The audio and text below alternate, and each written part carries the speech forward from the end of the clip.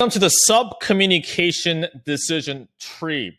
So we went over in the previous trainings on the decision tree of the script, right? The verbals. If they say this, you say this. If they say that, you say that. If you haven't, go back to the previous trainings, you'll go through it. Now, you may have heard a million times by being in the sales industry that, hey, it's not what you say, it's how you say it, but it's just true. The words only, there's different studies done on this, the numbers vary, but basically like 10% or 15%, something like that. And all the other things are the nonverbals, also known as sub-communication, such as your tonality, the speed at which you talk, your body language, your facial expression. So those things accommodate for that. So in this training, you will go over, okay, when do I use a more concerned tone? When do I use a more skeptical tone? Because if you use wrong tone and wrong sub-communication at the wrong place of the conversation, it just doesn't do the job it's supposed to do, and the prospects shut down or they feel kind of weird. Okay. So on a general overview, what you want to do is tonality and assertiveness that you bring on the sales interaction. It's kind of like a crescendo. So if you ever played music, I played the violin when I was younger, very Asian, I know. But there's a music term called crescendo, which basically is the music notes gets louder as a time progresses, right? It's like, kind of like that. How beautiful did this sound? So that's how it's supposed to be. And that's the assertiveness on the sales call. That's how it's supposed to be. In the beginning, you're still calm and collected. You're not being a wimp, okay? But you're only getting more assertive as the call progresses. A common mistake that people make is that they're trying to be neutral, but they mistake as being passive and unconfident. So when they go in either in the words or the tonalities they use, they're like, hey, I guess like they're doing too much of that, so the prospect doesn't respect them, and that's when they get hit with those think about objections, things like that. So let's get to it. In the beginning of the call, you want to be more calm, confident, laid back. You're still going in confident, okay? But you're still being more laid back. You're not going like, hey, can you hear and see me okay? You're not going like that, but you're like, hey, Jack, can you hear and see me okay? You see the difference? You're not being like, hey, Jack, can you hear and see me okay? Hey, Jack, can you hear and see me okay? So calm, confident, but you're laid back. Hey, can you hear and see me okay? If you're doing like a voice call, I'm just like, hey, Jack, it's just Brian from this. So you're being like that. And the pace in the beginning is more quicker. Okay. And towards the call progresses, we're going to slow it the fuck down. The reason why we want to have different paces, and when I say quick, you're going like, hey, can you see me okay? Your questions are shorter. It's more of like a ping pong back and forth. What's towards the later of the call, we're going to slow it down. Like you making that amount of money, like 10K a month. What would that allow you to do that you can't really do right now? You're doing that on purpose because if you watch sports, okay, in the NBA basketball, there's a player called Kyrie Irving. So Kyrie Irving is, in my opinion, probably the best dribbler. He's really good with like dribbling basketball, and he's really fucking good, and he's very quick. And he's one of the best players in the league as the time of the recording right now. And the reason why defenders have such a hard time of defending him, even though he's not that big, is because he's not going that like super fast. He's not going slow. He changes speed. So what he'll do is he kind of hesitate and then he'll go fast. So the defenders kind of caught it like a back on their back foot, so they can't like really guard him. It's kind of same thing in a sales call. It's not like you versus the prospect as an opponent, but what that does is when you have a difference between in the beginning you're kind of quick and lighthearted, towards when you become more assertive and when you have more kind of slow pace, it has more weight, it has more importance. So the prospect's like, oh, this is an important conversation. So now they start to give you more truthful answers, more deep, meaningful answers. Okay. So in the beginning, you're kind of like quick back and forth. Towards when you're going like the first question of, hey, do you know what you're looking for when it comes to X? You're having more curious. Okay. You don't want to have a downward inflection like, hey, do you know what you're looking for when it comes to making more money? You don't want to do it like that because what that does is too serious. So again, as well, you also want to smile in the beginning. It's going to feel awkward, I know. And especially because if you're like me, if you're from Asia or Eastern Europe, especially, or if you're just like, as a man, we just don't smile that much, it's just going to feel weird. But what's happening is that, especially in Western culture, when the prospect hops on, whether in a Zoom call or an audio call, because they can still hear it, if you don't smile, you sound a bit tense. And in the beginning is when your prospects are the most guarded up. So you want to diffuse that. How you do that is by, hey, Jack, can you hear and see me okay? So you're not going like this, like an idiot, right? But you're being on like the ends of your mouth are kind of more towards up. they're pointing out. Okay, so you don't make a conscious effort to that. It's gonna feel fake. It's supposed to be because you haven't been doing enough. Okay, if you don't have any issues with that, that's fine. But if you smile just by that, they'll disarm and they'll open up to you more. You just smile. Okay, do you know what you're looking for when it comes to whatever? Okay, do you know what you're looking for when it comes to your health and fitness? Do you know what you're looking for? Upward inflection. When it comes to X, upward inflection. You don't want to do you know what you're looking for? Because it's too serious, they're going to shut down. Okay. Do you know what you're looking for when it comes to what you want out of a business? You see that? You're so calm and collected. But yeah, do you know what you're looking for? Okay. And you can practice out loud as you're going through this. That'll really help. Okay. So, like, as I say it, you say it, listen back to this, repeat. Okay. Do you know what you're looking for when it comes to, I won't do my hand, so it's confusing. Do you know what you're looking for when it comes to what you want out of a business? Do you know what you're looking for when it comes to your health and fitness? Do you know what you're looking for when it comes to growing your business? Just insert the thing, but curious, right? Do you know what you're looking for? Upward inflection. When it comes to your X, upward inflection. Okay. So, yeah. So after that, you'll go into what are you doing to get X now? Then you're still curious. Oh, what are you doing to lose weight now? What are you doing to grow the business now? What are you doing to get more leads now? What are you doing for a living now? Curious. Okay. And they said they're doing this. Oh, how long have you been doing that? Curious. Okay. Boom. And then we go into the problem section. Towards problem, then we want to go more into a bit concerned. Okay. In the beginning, you're a bit curious, skeptical, then you want to go into concern. You'll be like, is it working? Okay. From here. Was it working? Well, do you like it? You're still curious but skeptical. You're not like, is it working? You're not skeptical like that, but is it working? And they'll say yes or no. And towards when they start talking about the actual problem, meaning that, yeah, I'm not making enough money, I'm stuck, it's inconsistent. Inconsistent? So you're a bit concerned, a bit curious, right? You're kind of tilting here a little bit. Inconsistent? Not enough money? Stuck? You're curious but a bit concerned. It's a bit of both. You're not going like, not making enough money. That's too serious. They're going to be like, whoa, what's going on? So you still have a bit of curiousness, which makes it seem conversational, but still a bit concerned. Okay. And then if they say something like, yeah, it's just been exhausted, you want to take up the notch of the concern level by a bit. Okay. So you'd be like, exhausted. Okay. So as they open up more, you don't want to overcook it, but you want to do it a bit more. Okay. After that, at this question, oh, it could be trouble, but why look at a more consistent lead generation process instead of just, I don't know, just keep relying on the referrals or something? Kind of skeptical, kind of curious. You're like, why do that instead of this? You're kind of like that, right?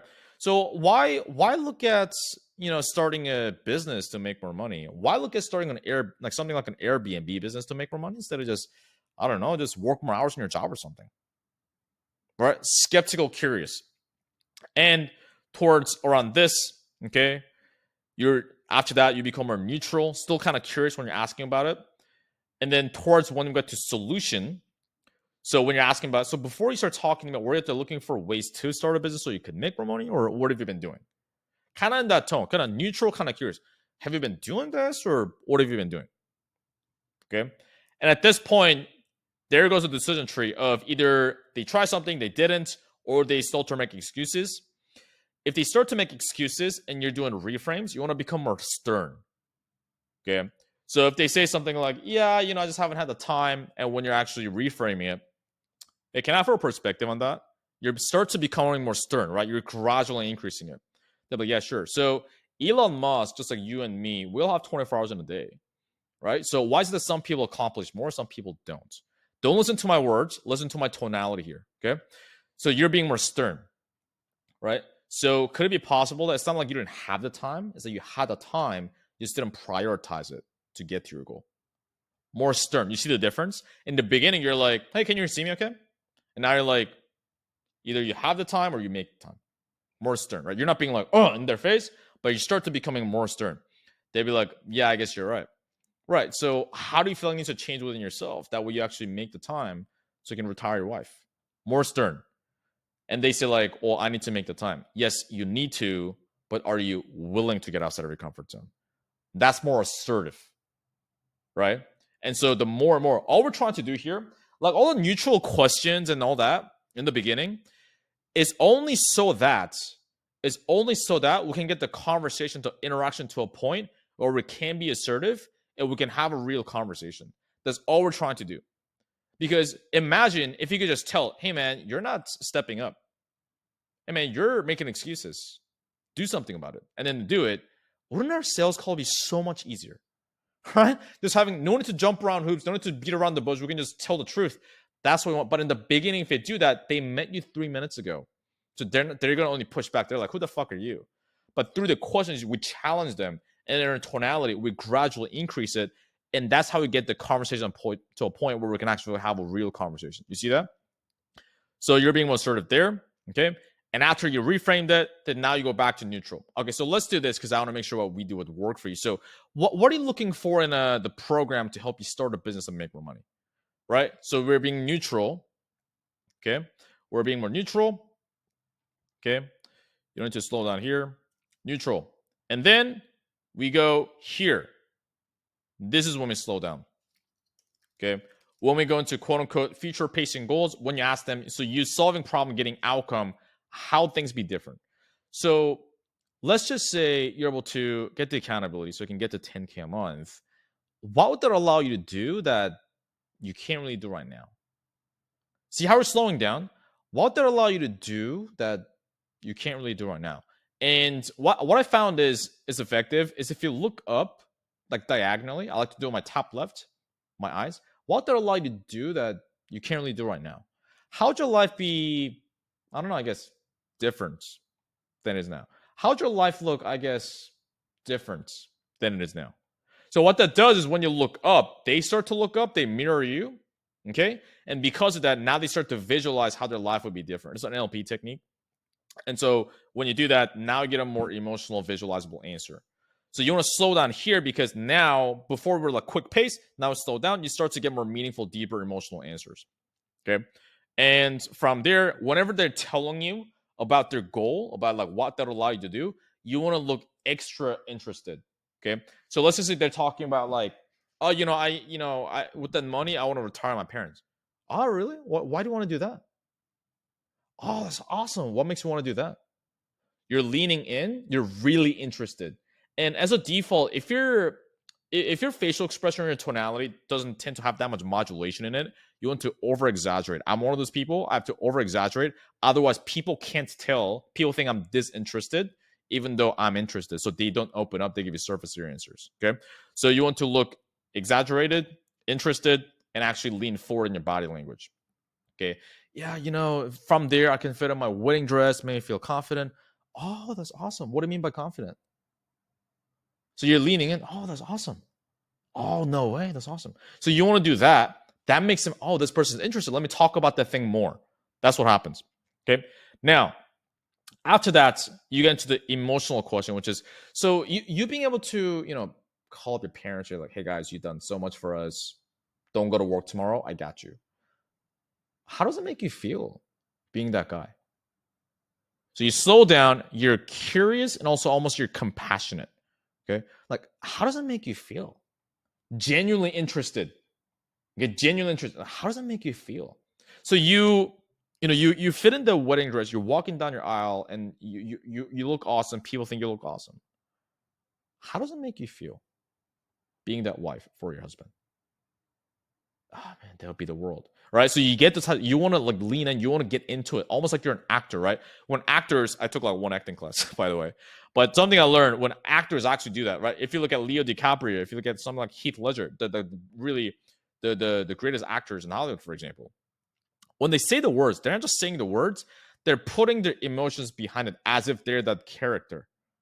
Okay, so the character you're playing here, quote unquote, is you're actually, dude, how does it make you feel? You want to do that. After that, we bring it back down to reality. Okay, so with the current skills you have in trading now, how close are you to being able to make that phone call? At that point, you want to be a bit concerned, a bit skeptical. Okay.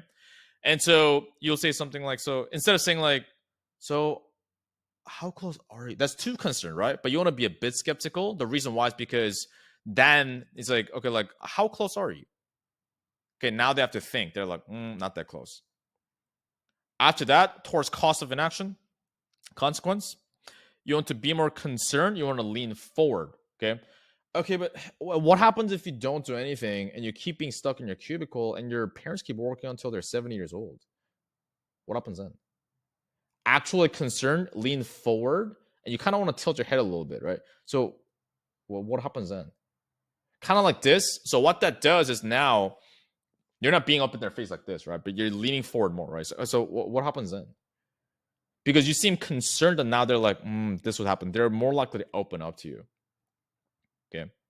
And after that, you would ask them, they're like, oh, yeah, it would suck because my parents are going to work until they're 70, da da da. You want to settle for that? You want to be more skeptical, and that's when you lean back. Okay. You're leaning forward, and then now they're, yeah, it's going to suck, da da da. You're going to settle for that? Almost you're challenging them, right? You're going to settle for that? They're like, no. Because now what I do is like, hey, are you going to settle for that? Is it the best you can do? So they're like, no. And then after that, after you do like, why now? Then you want to bring that to neutral in your pitch. You want to sound confident, not like over-exaggerated car salesman, but confident. This is the plan. Yep. You said your problem is this. This is what we're going to do. You want to sound like the man with the plan, woman with the plan, whatever, right? That's the tonality, the sub-communication decision tree. I wish I could give you a more sexier way to explain this and sexier way to like give this to you. But the thing with sub-communication is that like it's not like a scripting where like, hey, say this. Because it's like when you're riding a bike, hey, how do I ride the bike so I don't fall off? Well, you don't go to 3 degrees to the left. It's not like that, right? So some more of like you got to get a hang of it. Like again, depending on your personality as well. Different people can get it with different things. But this is a general overview. Okay, so go practice this. You want to sound, the biggest thing is you want to sound certain and sound interested. That's the biggest thing. Okay, if you take away anything from this training, go practice this. Listen back to this if you have to. Okay, go implement it. Go post in the community. Next training.